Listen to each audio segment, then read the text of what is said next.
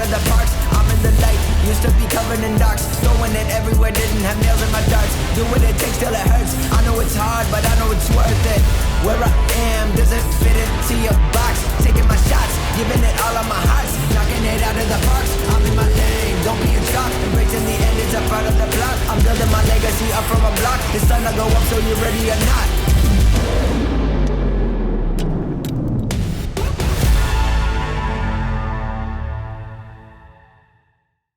はい、皆さんこんにちは。今日もスペシャル対談のお時間です。今日のスペシャルゲストはなんと前澤友作さんです。よろしくお願いします。よろしくね。お願い噛んじゃった。お願いします。いきなり噛んだ。いや、ありがとうございます。ついに出れましたよ。で、ね、ちょっと僕たちご縁があって、ね、2年ぐらい前でしたっけ？そうですね、お食事させていただいたり、ね、はい、ちょっと共通の友人で、ね、でそこからね何度かお会いさせていただいてありがとうございます。いいこちらこそです。なんかね SNS ではお互い知り合いっていうのは出てますけど、具体的にねどういう会話してるのかとか、そういったのはねまだミステリーに包まれて、確かに。しかもねこの前の有明アリーナの TSS にも来てくださって、いやちょっとね感動しました。いえありがとうございます。特に最後の話、はい、皆さんこう日本を良くしたい強い思いが会場中にこう伝わってて、もうちょっと本当泣きそうになりましたよ。マジっすか？はい。でも前澤さんもね SNS で結構その日本人やれるだろうみたいな、そう僕愛国主義とかまではいかないですけど、はい、日本大好きなんで、僕たち都市伝説界隈すごい株が全員上がった感じが、前澤さんのめちゃくちゃ上がってましたよ。だけどほら日本好きとかっていうと保守なのとか右なのとかってすぐみんな言いたがるけど、ね、そういうことじゃないじゃないですか。そうですよ。そういうの関係なく普通に母国愛ね。前澤さんといえばやっぱ宇宙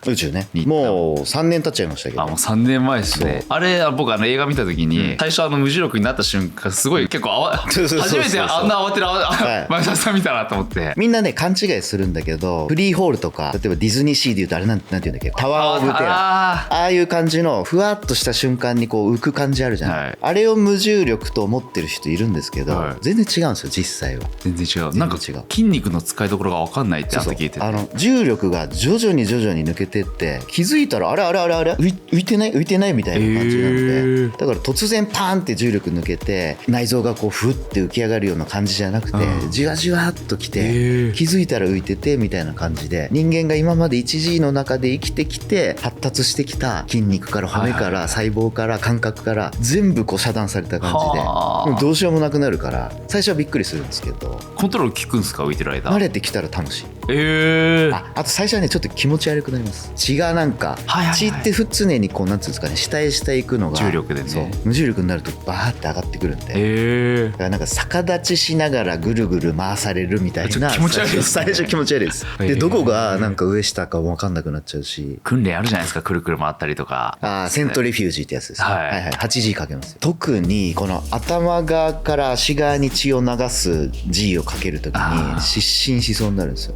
なんでどうやって耐えるかっていうと、こう胸とかお腹にすっごい強い力を入れて、落ちてくる血を血管を縮めて落ちないようにやるんですよ。でとにかくあとはもう気合、気持ちを失いかけたら一瞬で落ちます。目カッてかっぴろげて。でも前澤さんそれでいうと気合だいぶ強いじゃないですか。だって宇宙行くっていう決断も正直怖くないですか？6時間ぐらいの狭いところに入ってやってましたよね。あれもすごいですよね、地上からロケットが出発することをローンチって言うんですけど、その瞬間は本当にね静かなんですよ。で無線の中では10、9とかカウントダウンしてるわけですよ。で0ってなってこれ本当？もう行ってるぐらいの。そうなんですね、だんだん上行けば上行くほど G が強まってきて、来たみたいな。で行きは 4G ぐらいまでかかるんですけど、誰でも耐えられるぐらいですか？耐えれます、4G ぐらいだったら耐えれますよ。ちょっとこうあばらがギシギシってきますけど、あばらがギシギシだ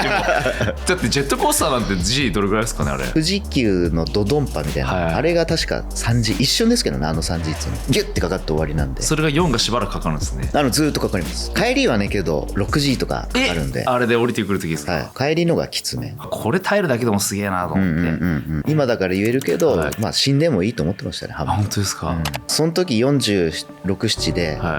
いい人生過ごさせてもらったし、ZOZO っていう一つの責任も一旦は終えたし、なんかあってもいいやぐらいの気持ちがないと、けどそんな大きなお金振り込んで そんな大きなチャレンジなかなかできないんで。前も言ってましたけど、全く動じない、緊張しない。そんなことないよ。本当ですか？そういう場合もあります？僕ミスターチルドレンの桜井さん大好き。出た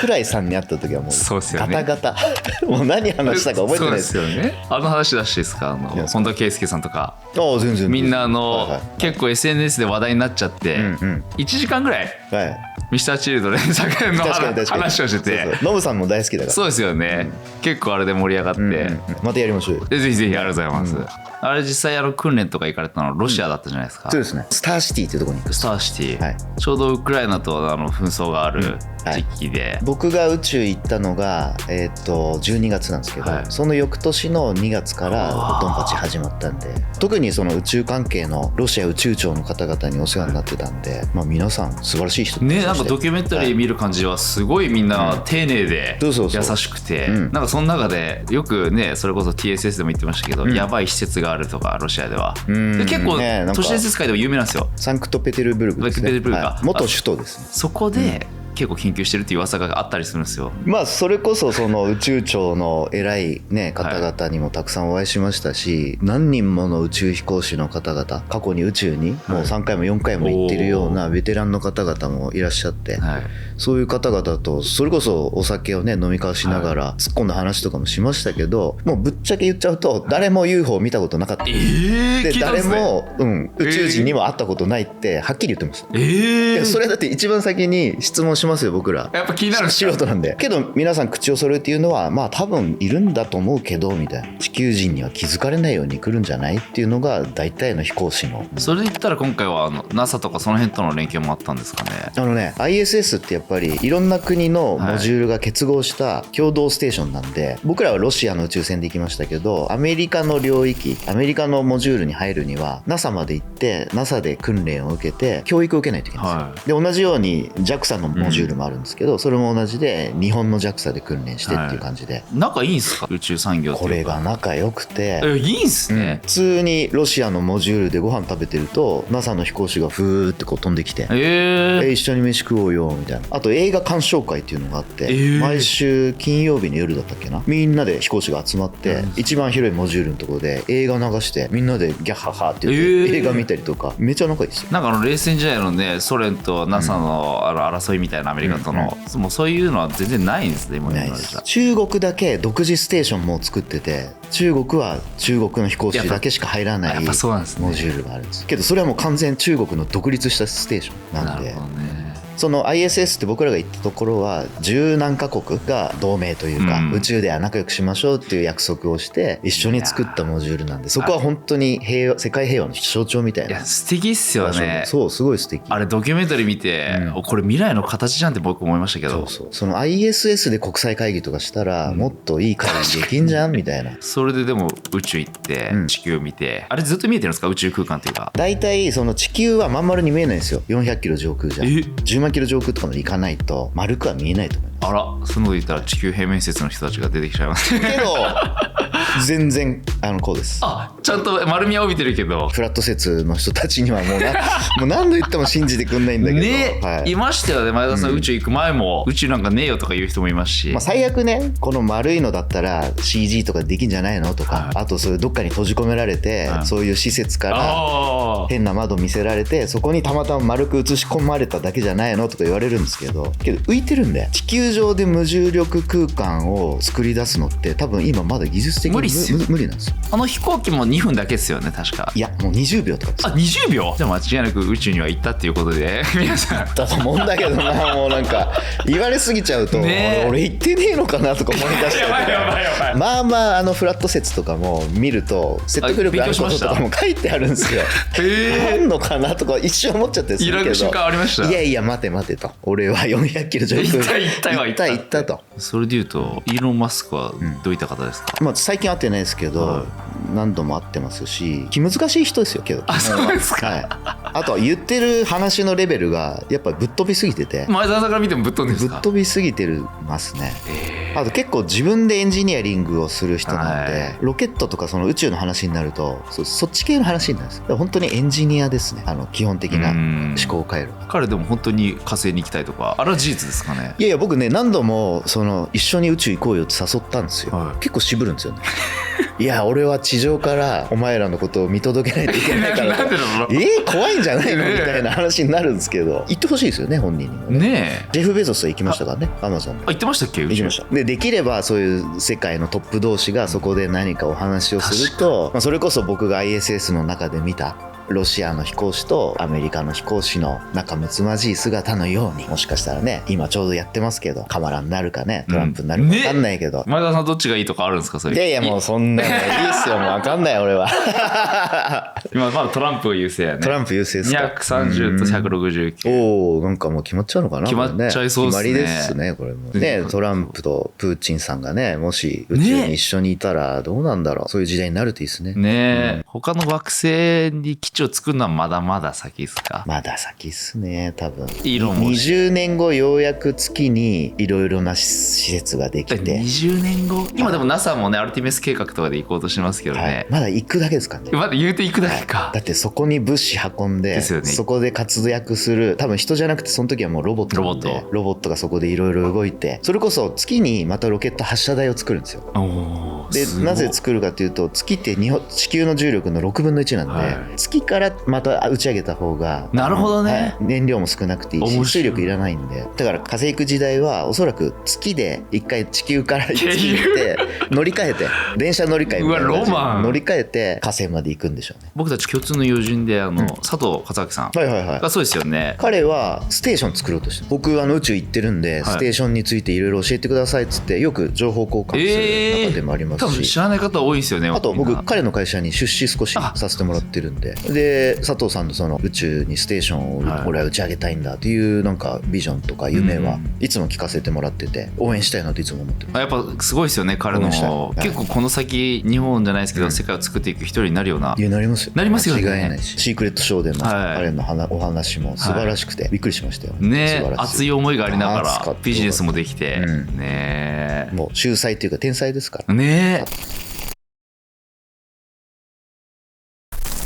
ちょっと話題を変えていいですか？はいもちろん。はい。多分みんなが気になるであろうちょっと陰謀的な、陰謀っすか。陰謀ね。はい。まずはこの世界の仕組みですけど、仕組みね。たくさんのお金を持っている前田さん確認じゃないですけど、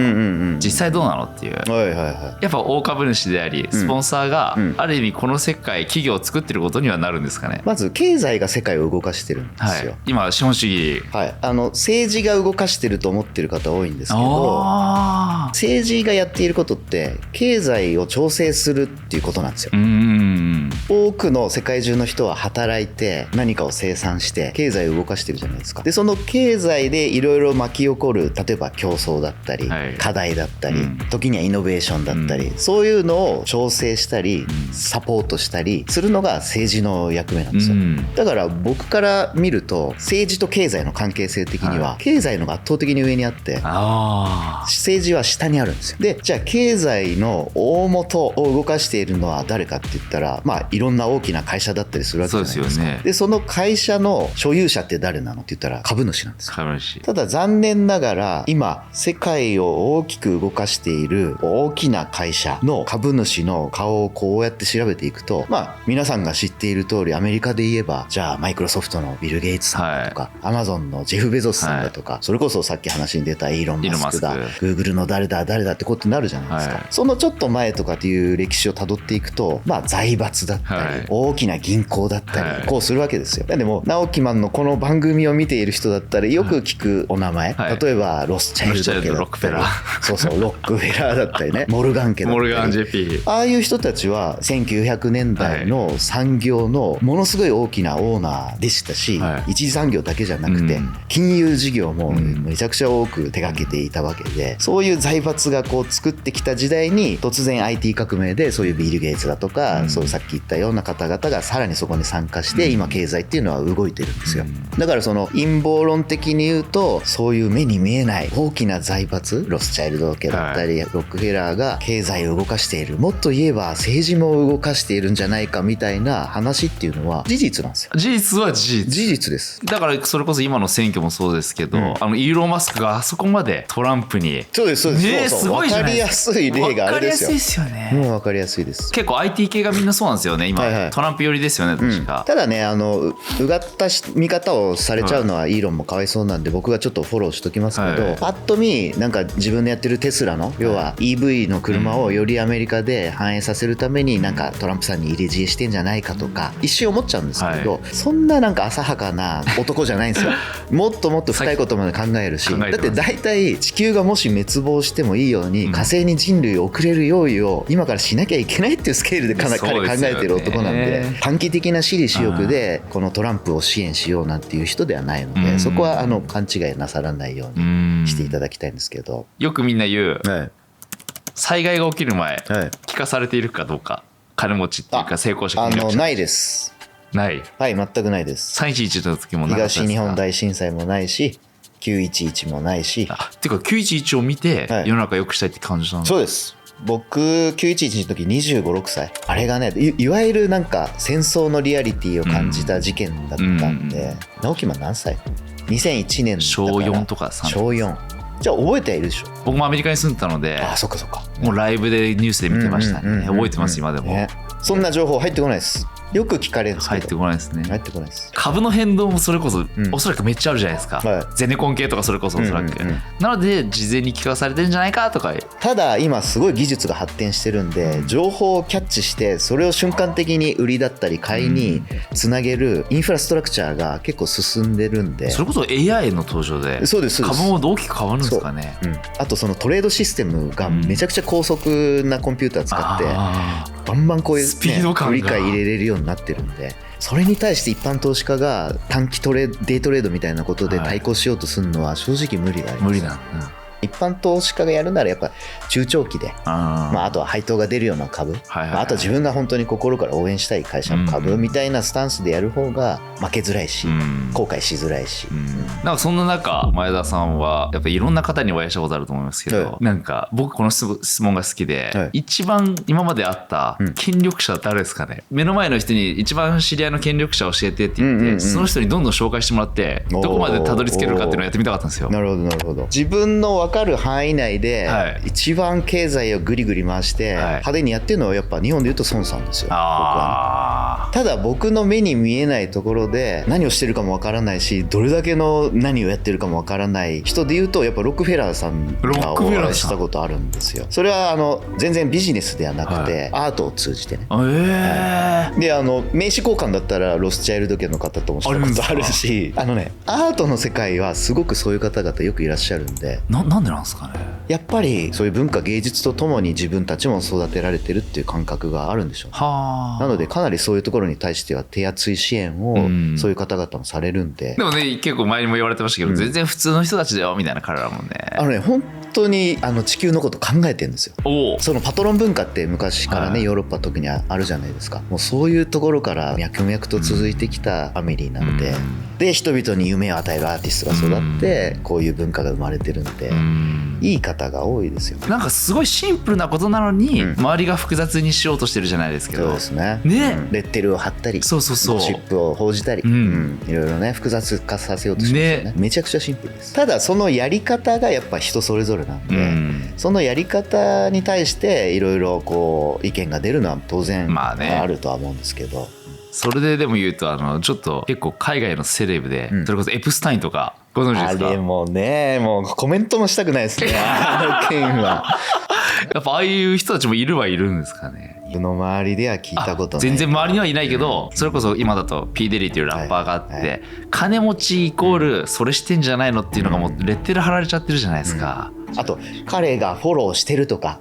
相互フォロー関係だっていうだけでわーってなったりとかでそういうのが多分日本とか前澤さんの周りにいたらすぐにあれですか、噂とかになるんですかやっぱ。なるんですけど、その噂も大体5倍10倍で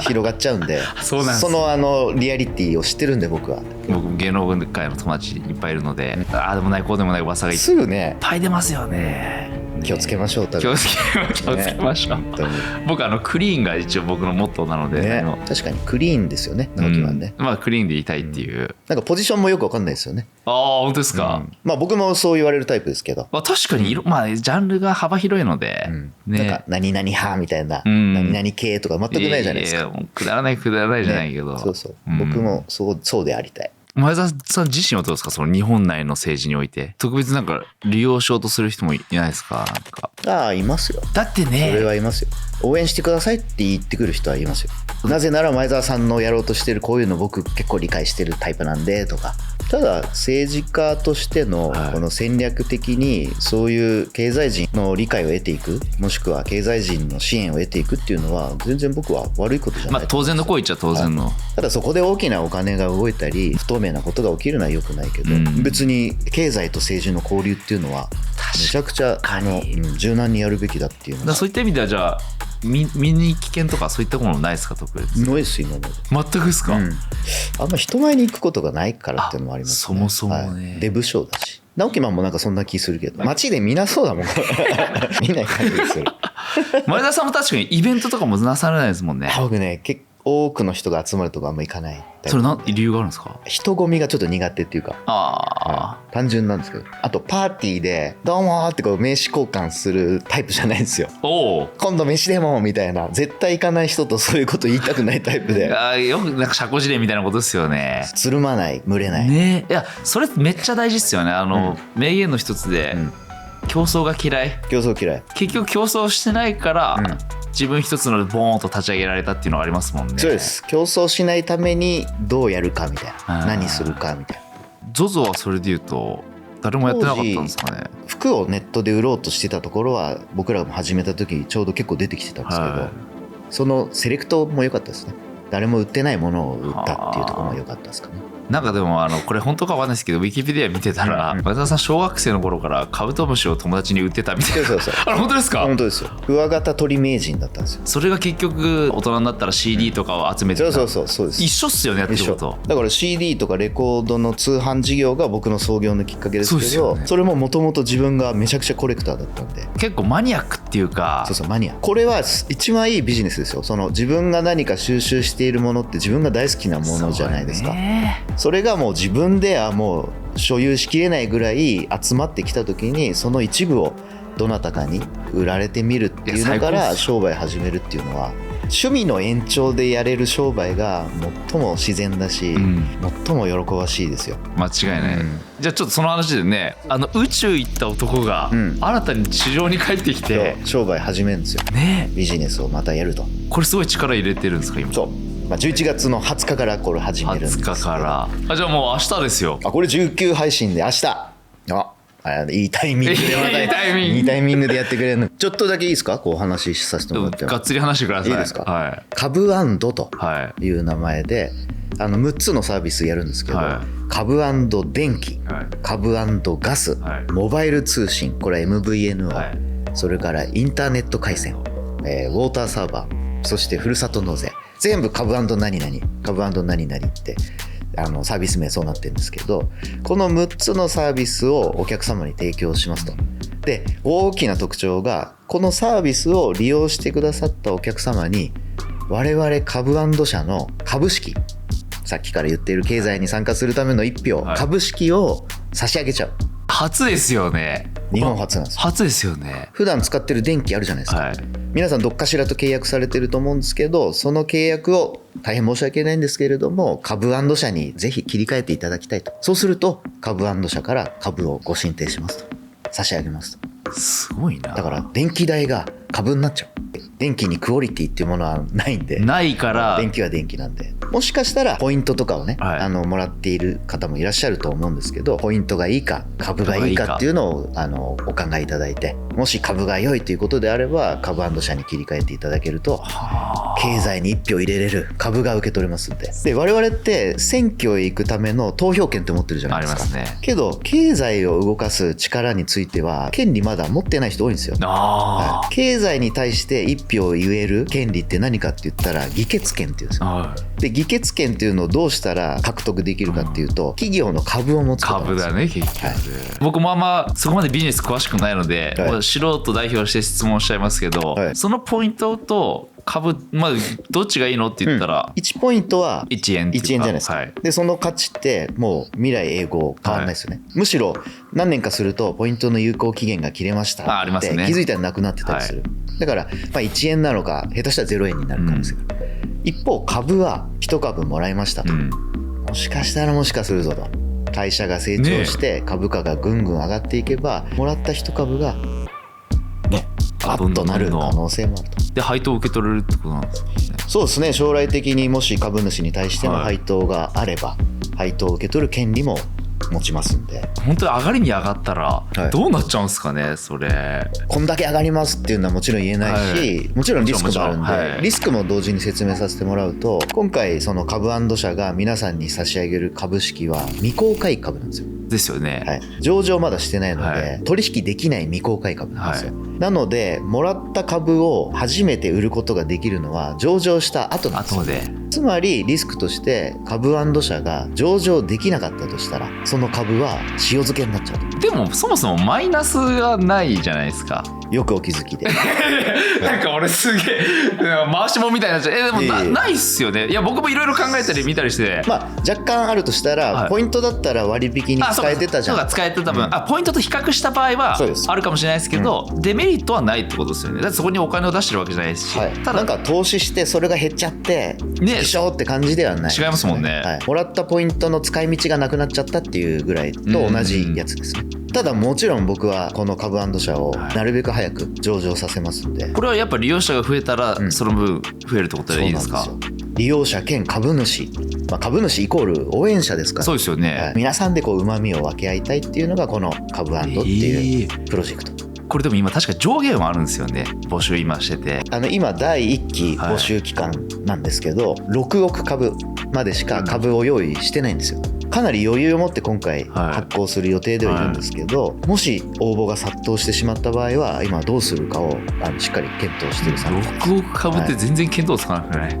どれぐらいの利用者なんですかそれって。逆算すると分かるんですけど、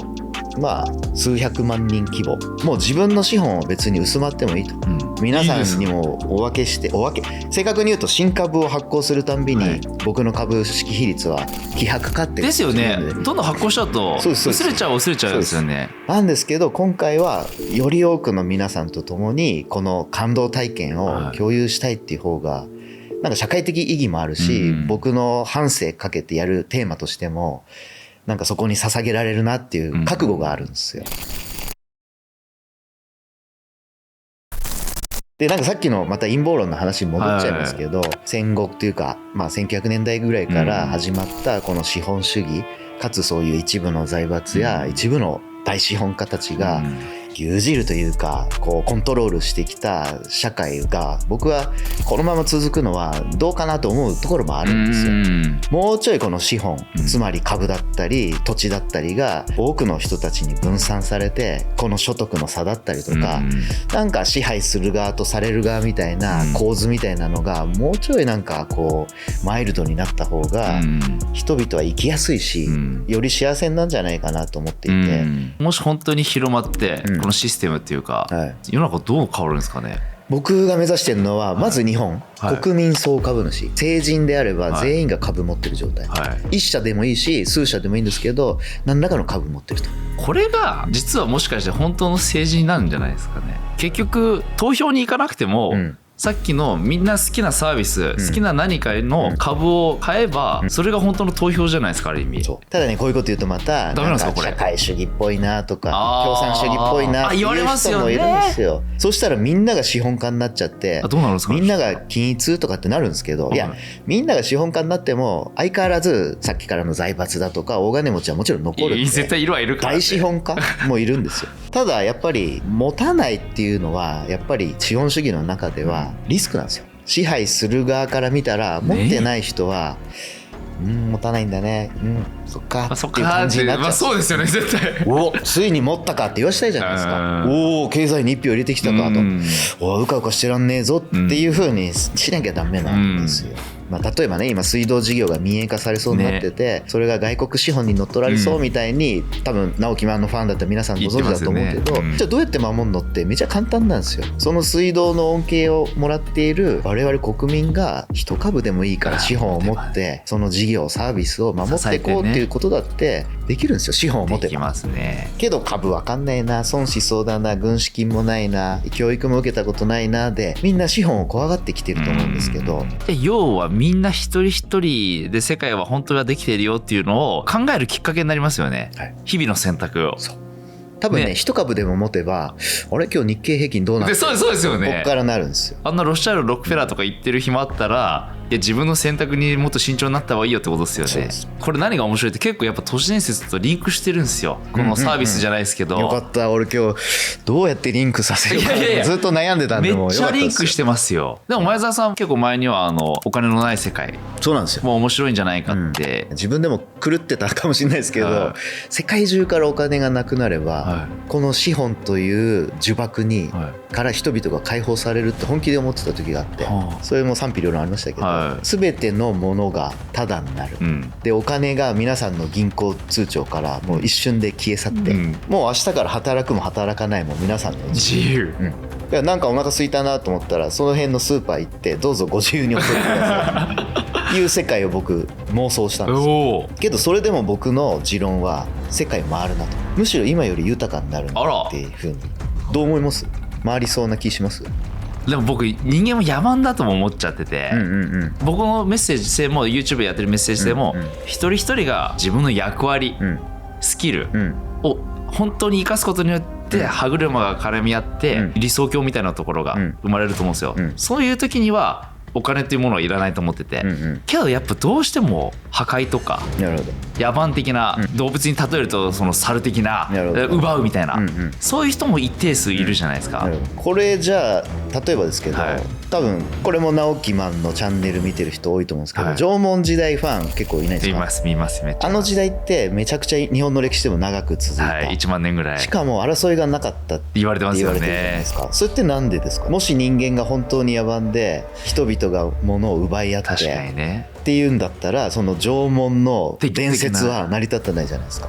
一つ言うとしたら、あれは縄文では成り立ったけどヨーロッパではもしかして成り立ってないかもっていうのはあるかもしれない。どうですか？なるほど。じゃあ縄文人はもう世界的にも優れていた。結構ね歴史振り返ると面白くて、バイキングとか、あっちの方はやっぱ結構奪うんすよね。なるほど。ポルトガルとスペインか、もう結構奪って航海時代で日本にやってきて黒船とか、だから日本はその心があるのかなと思って、その和の多分ですけど、あの当時って人々が生理的欲求を満たすのに必要な供給量がなかったと思うんですよ。十分にね。だからもう奪うしかなかった。けどね、現代は豊かにねいくらでも供給できるんで、ありますね、だから人々が生理的欲求、つまり雨をしのいで、飢えをしのいで、すやすや寝れて、明日も元気に送りれるのに十分なものやサービスがもうあるんですよ、これがあるのに奪い合うのかっていう、でお金があると引き続き奪い合うと思います、なぜならお金が人々の物差しになっちゃっていて、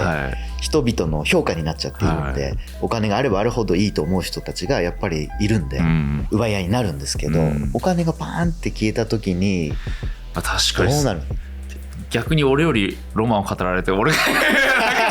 逆立場なんか逆になっちゃったんですけど、いやそうっすよね。お金がもしない世界になった時にどういう人がかっこいい、どういう人がモテると思います？他者のために最高。もう自分の利益を自分のできることを他者のためにやる人じゃないですかね。完璧な回答です。本当ですか、はい、ってことはお金がなくなって給料がもし入んなかったとしてもどうする？頑張ってモテるために働くんですよ。自分のやることをやるってことですね。で直樹マンみたいに好きなことやってこれだけね登録者もいて視聴者もいて、もう幸せですよね。幸せです。けど頑張るじゃないですか。頑張ります。なんで頑張るんですか？もう十分なお金と確かにねあるじゃないですか。それでも頑張るのはなんでですか？いやもうこの世界を良くしたいからですよね。なんで良くしたいんですか？いやそれ思ったんですよ、はい、前澤さんも全く同じなんだろうなっていうのが感じたんですよ。全く同じだと思います。だってお金も無限に持ってて、宇宙にも行って、全てあるのに、こうやって新しいサービスを展開しようとしたり、っていうのはもう純粋に世の中を良くしたいっていうのを根底にあるからですよね。そうです。もうそれだけですよね。だからなんか最初言ったシンプルだなと思ったんですよ。食うものに困らず好きなこともできて友達もいて、愛する家族もいてってなったらその先、徐々に周りの人ももっと同じように幸せになってほしい。なんなら地域だったり自分が住んでるところに貢献したい、だんだん広がっていって、結局多くの人がハッピーだといいよねって誰もがこう行き着く、もうこういう風に人間できてるんですよ。できてますよね。なんかあれですよね、その金のない世界を目指してるのに株を持つのかとかいう人いそうだけど、いやそういうことじゃないんですよね。ずっと先にもしかしたらつながってるかもしれないし、きっかけになるってことですよね。みんな一人一人が力を持てるじゃないけど、そうなるほどね。資本主義ですからこの社会ね、言うてね、資本主義って書いてあるんだから資本を持たないと、これで何か経済に関心を持つ人が増えて主体的に経済に参加する人が増えて、みんなでこの国をみんなでこの社会を考えていけるようになると株最高じゃんみたいな。いやこれもうこの動画見ちゃったらもうみんな言っちゃいますねこれ。こういうこと言うとねまた偽善者とかなったり、言われるんですか？どうせお前がまた儲かるだけだろうみたいになるんですけど、みんな言いますよそれは。ただねこれは言っとくけどこれ成功したら僕もちろん儲かりますよ。だって僕が起案者だし、僕が一番最初の出資者で株持ってるんで、けど僕儲かるけどみんなも儲かるんですよ。僕が儲かるときは、儲けちゃいけないっていうことではないので、そもそもみんなも儲けるために生きて頑張ってるわけじゃないですか。日本あるなのかどうか分かんないですけど、儲けてる人が悪い人みたいな、あるじゃないですか。絶対ねコメントに出ますよ。出ますよね、どうせ前澤が儲かるだけみたいな、そうやって書かれると思うんで、それ直樹返信しといてください。どう聞きたいこと最後。日本ってまだ可能性あると思いますか？いや僕は日本が最も可能性あると思いますよ。ある意味その協調性あるし、ムーブメントが起こしやすい国でもあると思うので、SNS でちょっと話題になったじゃないですか、日本終わるとか言ったりして、ああいうの滅亡するみたいな、柳井さんみたいな、でもそういう人たちも中にはいるじゃないですか。悲観的になってるわけじゃないですけど、もちろんリスクを考えてたと思うんですけど、なんかだから移民とかって言っちゃうと、もう思考停止するんですよね。日本人が移民が来るということに危機感を感じなくなっちゃったらもう終わりだなと思ってて、だってもう投げやりになっちゃってるってことじゃないですか。株爆上がり、今都市伝説業界の株爆上がりになっちゃう。自分たちで何とかしようよって思わないと想像力も想像力もなくなっちゃうから、頼っていっちゃうと、本当に GDP 維持させたりとかね、成長させようと思ったら圧倒的に人口少なくなってくるんで、それこそ1人当たり GDP2 倍とかにしていかないと将来厳しくなるんで、短期的にその海外の労働力に頼るっていうのはあり得たとしても、ただそこにおんぶに抱っこでなんとかしてくれよ外国の皆さんに日本人がなっちゃった瞬間、それこそ国は滅亡しますよ、本当に。だから自分たちでやろうよっていうマインドだけはね失わないでほしい。ただでさえ今日本人自信とね、誇りをなくしつつあるから、いやいや日本いけてんだよって僕は言い続けてます。いいっすね。いや日本いけてますから本当に、僕も本当海外も行ってるし宇宙まで行ってんだから信じてほしいよ。確かにね。いやもうこれからそういう思想が勝つと思いますよ、僕的には。若い人たちの力とかメッセージで変えていきましょうよ。いや本当にね、俺も勝手に若者ぶったけど今ちょうどどっこいどっこいのとこにいますけど、年齢じゃないですよ、もう行動で示しましょう。そこはもう本当にそうしたい。直樹マンにも期待してますよ。いやもう頑張りますよ、任せてください。シークレットショーもね続くといいなと思って僕1回目参加させてもらったんで、いや最高でしたよ。任せてください。いや今日はでも前澤さんありがとうございます。こちらこそ本当に熱い話、めちゃくちゃ話しちゃってありがとうございます。いや最高です、また今後ともプライベートでもよろしくお願いします。ありがとうございます。ありがとうございました。